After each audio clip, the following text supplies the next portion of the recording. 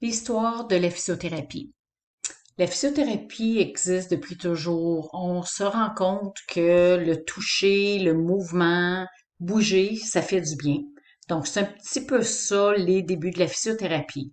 Mais la présentation d'aujourd'hui va partir du 18e siècle. Oups. OK. Au 18e siècle, ce qu'on remarque, c'est le développement de l'orthopédie. L'orthopédie, c'est une spécialité de la médecine qui a pour but la prévention, la correction des affectations de l'appareil locomoteur. Appareil locomoteur, ben, c'est les os, les articulations, les muscles. Donc, il commence à y avoir une petite spécialité en médecine. Il y a la création de machines d'exercice rudimentaires qui permet le mouvement de tous les membres en même temps. Donc, la petite photo que vous voyez en bas, vous avez peut-être vu ça dans des livres. C'est assez intéressant, mais on commençait à se rendre compte que bouger le mouvement, c'était très utile pour demeurer en bonne forme physique.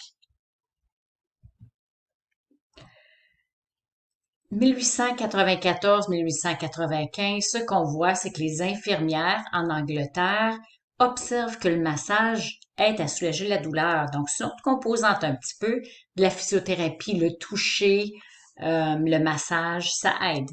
Elles approchent les médecins pour leur appui professionnel. En 1910-1914, les infirmières anglaises émigrent au Canada. Esther Asplet est considérée la première physiothérapeute canadienne. C'est une infirmière qui était intéressée justement dans la réadaptation. Elle a immigré à Montréal. Elle a travaillé dans les hôpitaux des hôpitaux pour les enfants qui avaient des scolioses, des problèmes respiratoires, des paralysies, etc., etc. Puis elle a remarqué que la réadaptation, c'était très utile. Donc, elle est considérée la première physiothérapeute canadienne.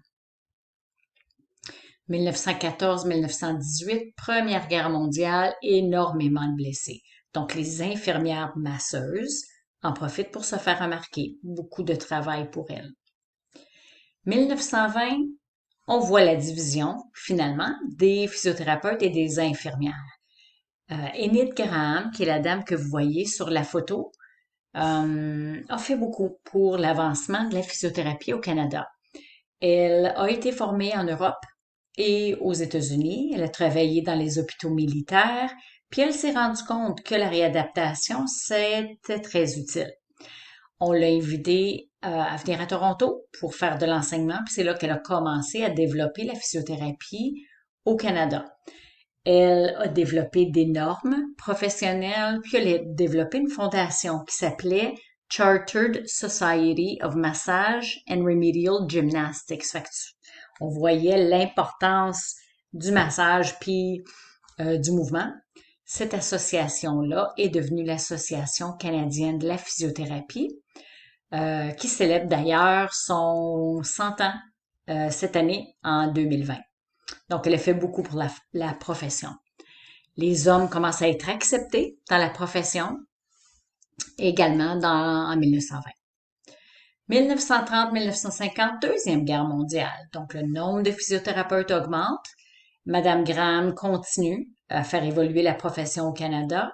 Elle discute avec le président de l'Association médicale américaine afin d'obtenir une meilleure reconnaissance de la physio dans le monde médical.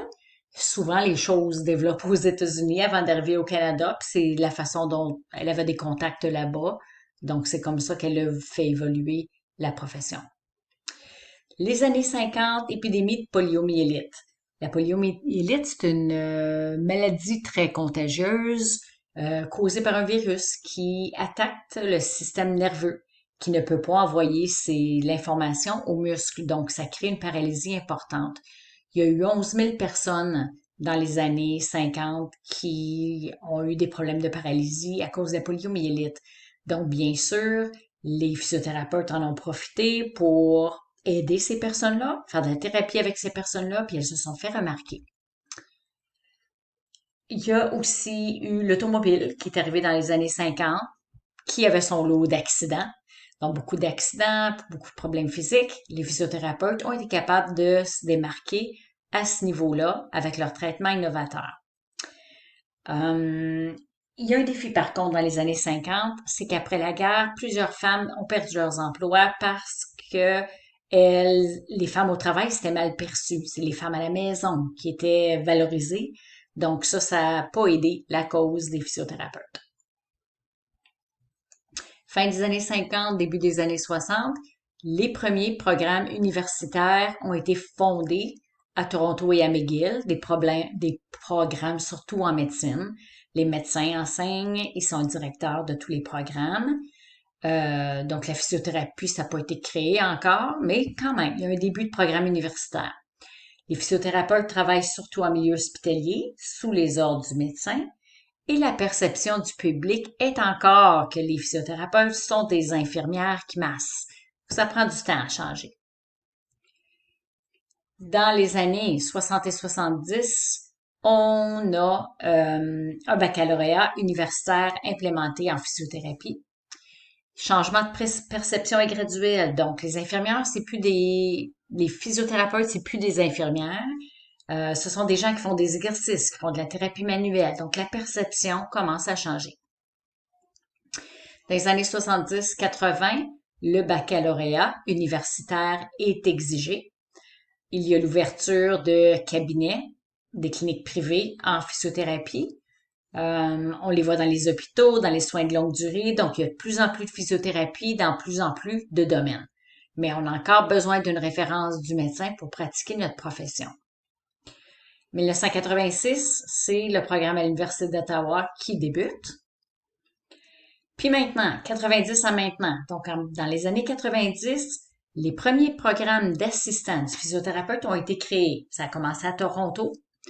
Votre programme à vous autres, ici à la Cité, a été créé en 2003. C'est un programme d'1 an qui s'appelait Aide physiothérapeute. Puis ensuite, en 2006, on a ajouté la composante ergothérapie. Donc, le programme, c'est un programme de 2 ans, assistant de l'ergothérapeute et assistant du physiothérapeute. Donc, la profession est relativement récente. En 2010, la maîtrise professionnelle est exigée pour devenir physiothérapeute. Puis, les cliniques privées ne requièrent plus de référence du médecin. Donc, on a un accès direct, on peut aller chez le physiothérapeute sans passer par le médecin. L'utilisation est de plus en accrue pour l'assistant physiothérapeute. Il peut travailler dans les hôpitaux, dans les soins de longue durée, dans les cliniques privées. On les remarque partout. Puis il y a des nouvelles, je vous dirais qu'à chaque année, il y a des nouveaux endroits qui décident d'embaucher les assistants du physiothérapeute. Donc, c'est une profession en développement.